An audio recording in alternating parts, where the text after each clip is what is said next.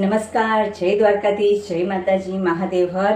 સ્વાગત છે મારું લીલીસ કિચનની અંદર. તો હમણાં આ સિઝન આપણને મેંગો પછી આપણે આવ્યા છે મસ્ત ખાટા મીઠા કાળા જાંબુન.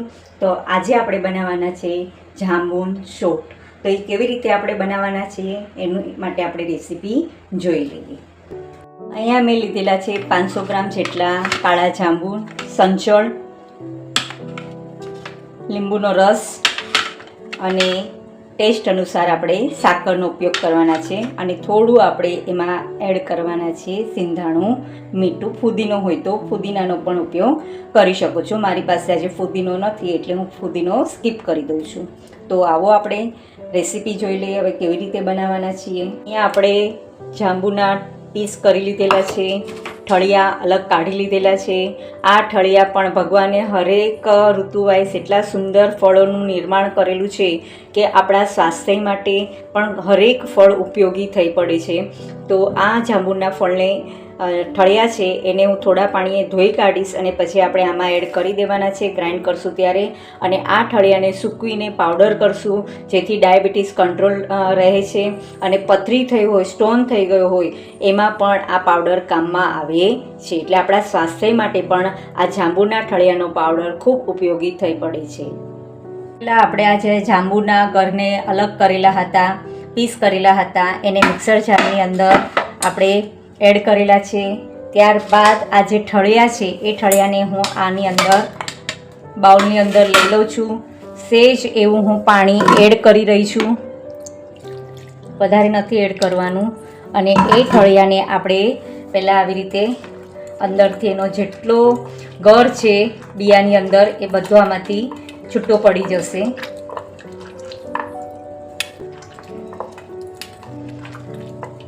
અને જાંબુડી કલર જેવું પાણી રેડી થઈ જશે.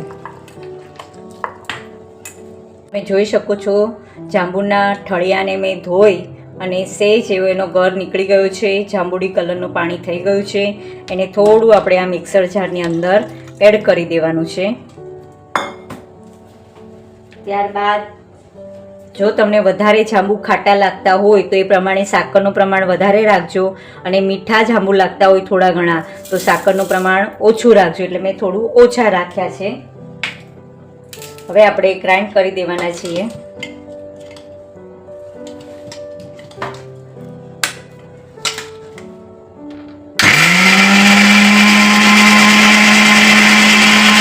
અહીંયા આપણો જાંબુનો જ્યુસ રેડી થઈ ગયો છે. આપણે એને ઓલામાં લઈ લીધેલું છે બાઉલની અંદર.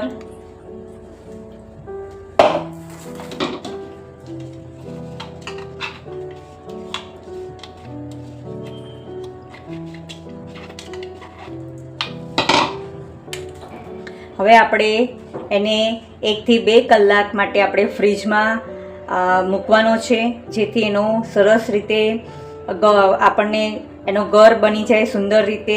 તમે એને એકલા પણ ખાઈ શકો, નાના બાળકને આપી શકો. નાનું બાળક જાંબુ ન ખાતું હોય તો આ રીતે તમે એનો ફ્રીજમાં ઠંડો થઈ જાય એટલે એકદમ આપણે કહીએ ને કે માવા જેવો એકદમ મુલાયમ બની જશે. એટલે તમે ચમચીથી પણ એને ખાવા આપી શકો છો. તો આપણે એને ફ્રીજમાં 1-2 કલાક માટે મૂકવાના છીએ.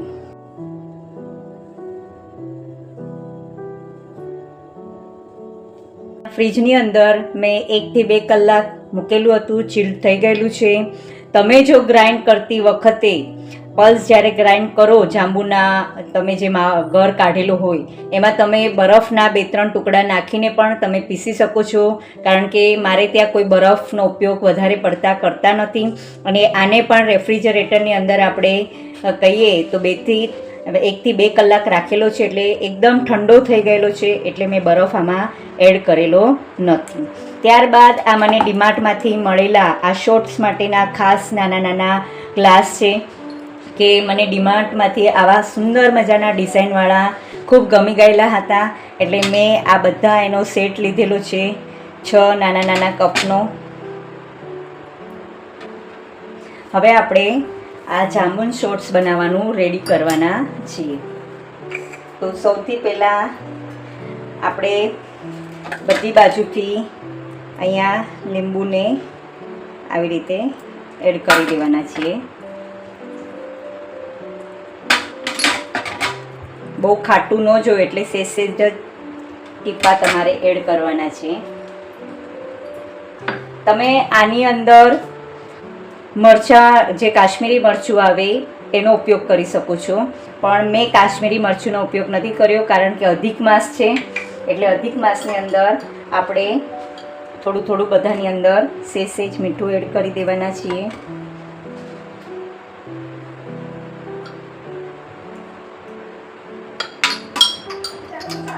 ત્યારબાદ આ જે ગ્લાસ છે એ ગ્લાસને આપણે આની અંદર એડ કરી દેવાના છીએ.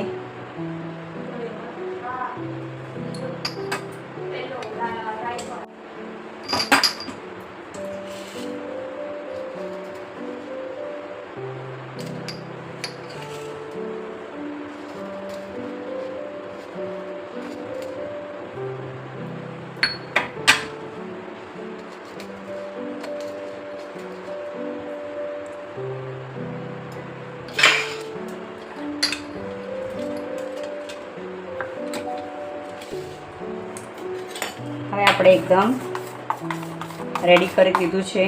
આની અંદર તમારે બરફના ટુકડા પણ એડ કરવા હોય તો કરી શકો છો.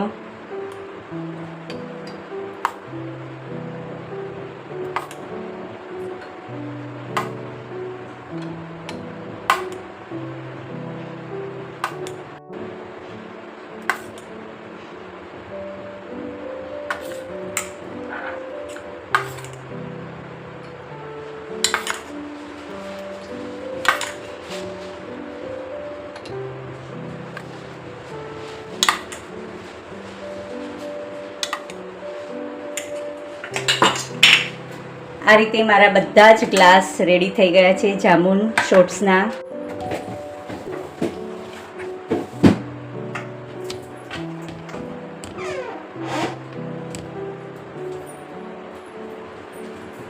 અહીંયા મારા જામુન શોર્ટ્સ રેડી થઈ ગયા છે. તો તમે પણ એક વખત જરૂરથી આ જામુન શોર્ટ્સ બનાવજો. મારી ચેનલને સબસ્ક્રાઈબ કરજો. આની રેસીપી તમને મળી રહેશે.